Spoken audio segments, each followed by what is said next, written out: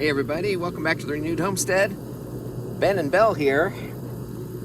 Well, it's Christmas Day and the polar vortex is not done with us. We got up yesterday morning and guess what? No water.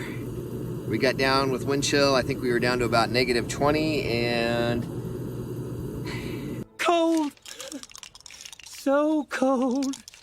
The pipes in the well house froze and burst. So I had to run my daughter Hope back to the airport yesterday. So before we left, we cut out all the parts and took them with us so we can match up what we needed. And I figured with all that cold, there would be a whole lot of people doing the same. And sure enough, we were right. We stopped by Lowe's, picked up most of the parts we needed. But since I had to go on down to the airport, I'm like, okay, well, let's think ahead. Let's stop at the first Lowe's on the way there, and then we hit Home Depot on the way back from the airport and got the other parts we needed.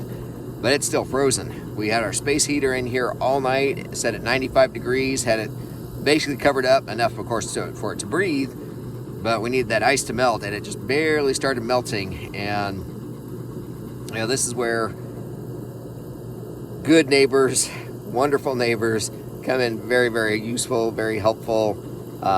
We are so blessed to have the neighbors that we do. And talking about our neighbors, Larry, we went down to fill our 5-gallon jugs of water in his faucet, and he's like, I've got a kerosene heater that'll melt that in a heartbeat. So I've got that running in there. I'll take you in and show you, and that will melt these. I mean, already the ice is almost gone. I can start assembling this thing.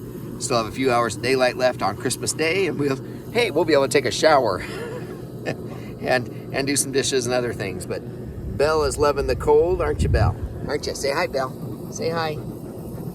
Yeah, her ball rolled down the hill, so she's wanting to play. So anyway, all right, let's take you in here and show you, and I'll get to show you some of the other fun we're having while we don't have water, like getting the 5-gallon jugs of water and hauling them uphill in our little wagon. So, all right, let me show you.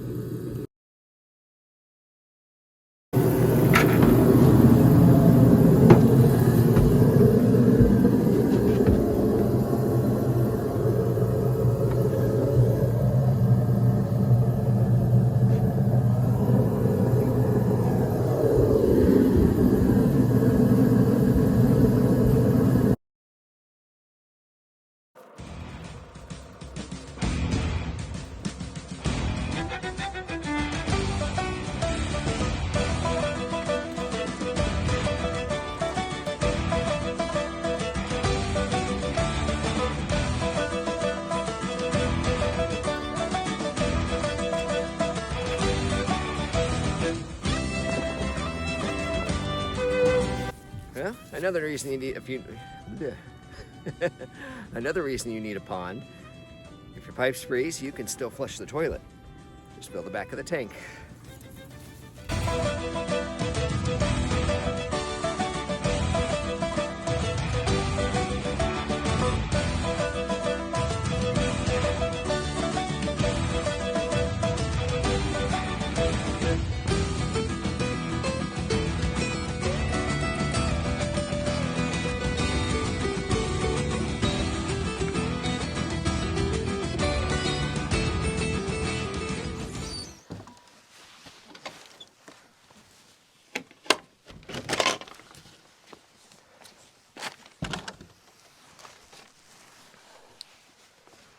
So here we are back at the well house.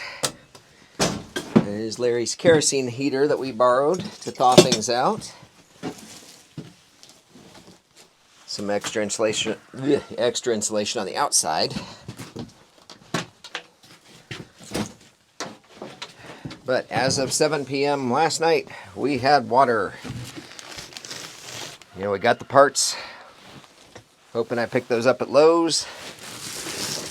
And a word to the wise, check your PVC fittings. This is the piece I needed, 1-inch threaded, supposed to be 1-inch diameter here. I picked up out of the correct bin, but this is 1 1/4, and I don't think you can see it. I don't know if you can see it, but right on that edge, it will tell you what the size is. And I got 1 1/4. Yeah, I needed 1 inch. So I had to go back to Lowe's yesterday to get the get the right fittings to get the well put back together. And yeah, I'm uncovering it just so I can show you. I'll cover it right back up. We rebuilt from there. That's the well itself. We rebuilt all that to there, to that metal, the metal interchange, and this is the relay. That's the power to the well. And we rebuilt everything up there, across and down, and from the PEX line from the house in. Got it all put back together, glued up, waited an hour and a half for that glue to get good and set, and turned it on, and psh, everywhere from right there. This piece, I didn't know it was cracked. I should have just assumed it, but fortunately, yesterday I had already had that threaded piece that I needed. I was able to rebuild it, glue it up, wait the time again. Boom! We have water in the house again. Amen. And you can see I also took, this is extra insulation from the shop walls. I did the door, the side walls, the ceiling. I put plastic down underneath here. I also discovered there's like a hole there, you know, because that's dirt under there, and that goes to the outside. The wood sides go down into the dirt, but there was a gap, and that's where the air was coming in, and I'm sure that's where we had the problem. So I shoved insulation down into the hole, and then doubled over some more insulation on top of that. So this is really, really sealed up. You know, and you saw the insulation that I put in there after the fact to wrap around it. But anyway, we are back in business. So let's talk a minute here. I'm going to turn you around. So you can see our pond is still mostly frozen. You can see where the creek lets in. That's where we've been scooping the water from. And you know, we knew the storm was we knew the storm was coming, so we prepared. We have 2 of the 5-gallon bottles of water filled up in case the power went out. Well, okay, prepared for power outage. We didn't prepare for frozen lines and not having water. So once we got through that, you know, fortunately we have wonderful neighbors. We went down and filled 4 5-gallon jugs of water over at Larry's house. And, you know, we scooped the water to flush the toilets, and then we had drinking water and water to take care of dishes and cooking and things like that. But, yeah, if you have any way of having a pond on your property, or, you know, if you're in the city, if you have a pool, even if it's an above-ground pool.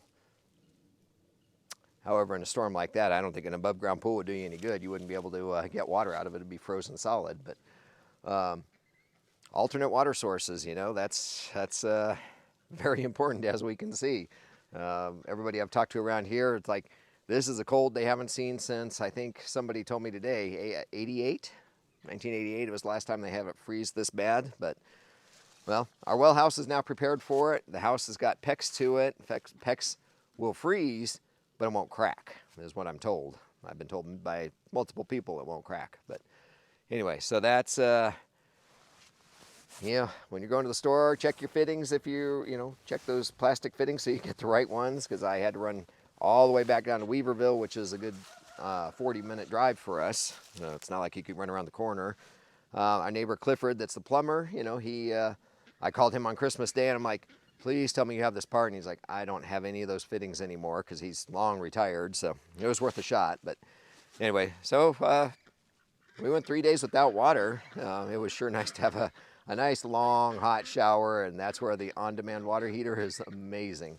So anyway, we smell better around here. We feel better around here. We're glad to have running water again.